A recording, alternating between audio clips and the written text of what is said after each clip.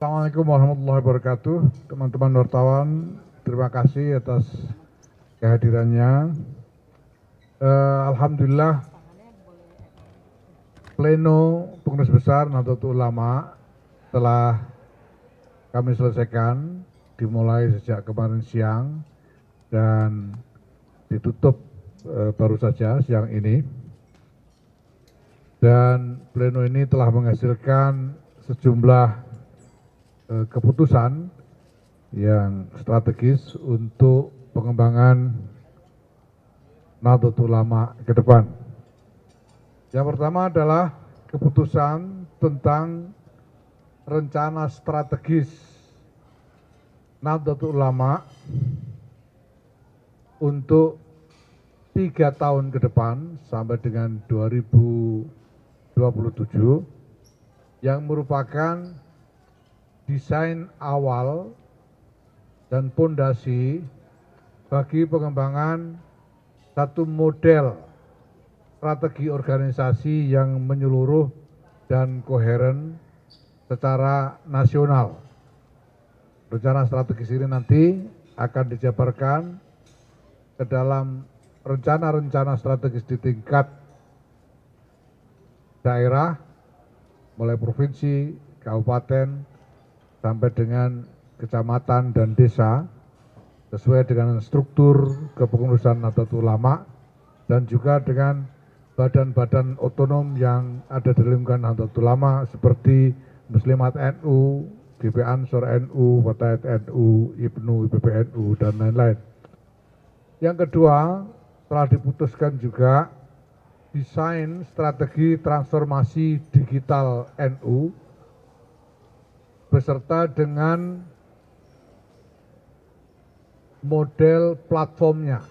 Jadi PBNU telah berhasil membangun satu platform digital yang nantinya akan diberlakukan sebagai wahana penyelenggaraan organisasi secara digital, secara menyeluruh dan nasional yang melibatkan bukan hanya struktur Nahdlatul Ulama, struktur organisasi NU dari pusat sampai ke desa, tapi juga struktur badan-badan otonom NU semuanya akan diintegrasikan ke dalam wahana digital yang dibangun oleh PBNU ini. Begitu juga berbagai macam layanan yang diselenggarakan oleh Nahdlatul Ulama untuk warga dan masyarakat ini juga akan diintegrasikan ke dalam platform digital ini. Maka kami sebut platform digital ini sebagai dengan nama Digdaya NU, digitalisasi data dan layanan Nahdlatul Ulama. Kemudian yang ketiga sebagai keputusan Pleno adalah desain Akademi Kepemimpinan Nasional NU yang akan menjadi satu wahana pendidikan kader pemimpin NU dengan materi, dengan kandungan kapasitas-kapasitas bukan hanya yang relevan untuk konteks kepemimpinan domestik dalam negeri saja, tapi juga relevan untuk kepemimpinan dalam konteks internasional. Dan untuk ini Nahdlatul Ulama akan bekerja dalam satu jaringan internasional yang luas, mulai dari Timur Tengah, Amerika Serikat, Eropa maupun Afrika. Dan jaringan itu sudah terbentuk dalam rentang waktu yang cukup lama sampai sekarang, dan ini akan diaktifkan untuk mendukung Akademi Kepemimpinan Nasional Nahdlatul Ulama. Akademi ini kita umumkan sekarang saat ini, tapi baru akan kita mulai tahun depan.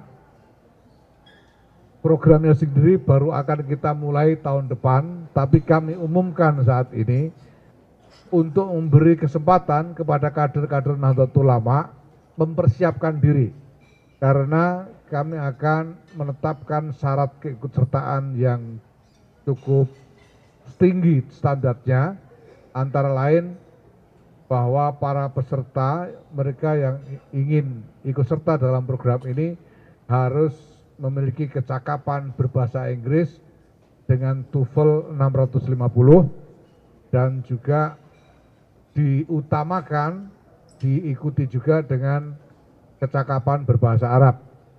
Dan di dalam seleksi nanti akan dilakukan semacam tes menyangkut berbagai wawasan, termasuk wawasan sosial, ekonomi, politik, domestik, dan wawasan geopolitik sebagai syarat pengetahuan dasar bagi para calon peserta, dan juga akan diseleksi dengan psikotes untuk mendapatkan kader-kader dengan karakter yang paling unggul di antara mereka yang ingin mengikuti program ini. Maka kami beri kesempatan kepada kader-kader yang berminat untuk mempersiapkan diri selama setahun ini sebelum nanti tahun depan, bulan Agustus tahun depan, kita akan mulai program Akademi Kepemimpinan Nasional Nahdlatul Ulama ini. Nah, kemudian Pleno juga memutuskan sejumlah peraturan PBNU untuk meningkatkan kinerja organisasi, yaitu peraturan tentang pedoman penyelenggaraan kaderisasi, peraturan tentang pedoman penyelenggaraan konferensi atau forum-forum permusyawaratan, peraturan tentang tata cara pelantikan kepengurusan, peraturan tentang pedoman pelarangan rangkap jabatan, peraturan tentang bantuan perjalanan penugasan, dan peraturan tentang pedoman kerjasama usaha. Nah, mungkin yang bisa kami highlight terkait dengan peraturan-peraturan ini satu saja, bahwa PBNU menetapkan larangan kepada seluruh struktur kepengurusan NU untuk mengutip iuran dari warga yang dipergunakan untuk membiayai kegiatan organisasi. Semua kutipan atau sumbangan dari warga harus dikembalikan langsung kepada warga dalam bentuk sedekah, infak, atau zakat melalui lazisnu. Jadi tidak boleh mengutip iuran untuk kegiatan organisasi, termasuk misalnya iuran untuk membangun gedung kantor, iuran untuk mengadakan acara ini dan itu tidak diizinkan. PBNU juga melarang kepada seluruh jajaran pengurus NU di daerah untuk memberikan honor dalam bentuk apapun kepada petugas-petugas PBNU yang dikirim untuk melaksanakan tugas-tugas organisasi. Karena dari waktu ke waktu nanti akan ada petugas-petugas PBNU yang dikirim melaksanakan tugas di daerah-daerah, dan semua pembiayaannya akan ditanggung oleh PBNU, dan jajaran pengurus di daerah dilarang memberikan apapun kepada petugas PBNU tersebut. Nah, selanjutnya ada beberapa keputusan lagi yang dibuat oleh PBNU, yaitu bahwa pertama, PBNU memerintahkan kepada Lembaga Pendidikan Ma'arif dan Robito Mahid Islamiyah atau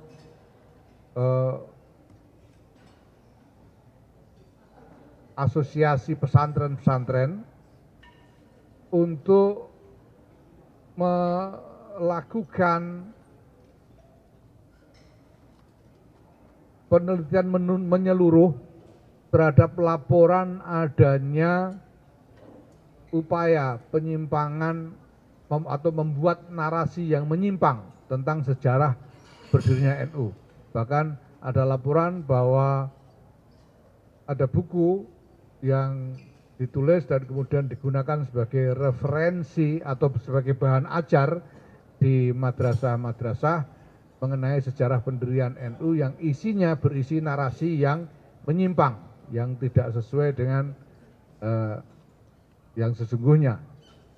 Nah, ini kami memerintahkan kepada LP Ma'arif dan RMI untuk melakukan penelitian secara menyeluruh dan mendalam, dan apabila memang ditemukan buku-buku atau bahan ajar yang seperti itu, ini harus dicabut, ya, harus ditarik dari peredaran dan tidak boleh dipergunakan di lembaga-lembaga pendidikan NU, karena akan bukan hanya mengaburkan, bahkan menyimpangkan sejarah berdirinya NU.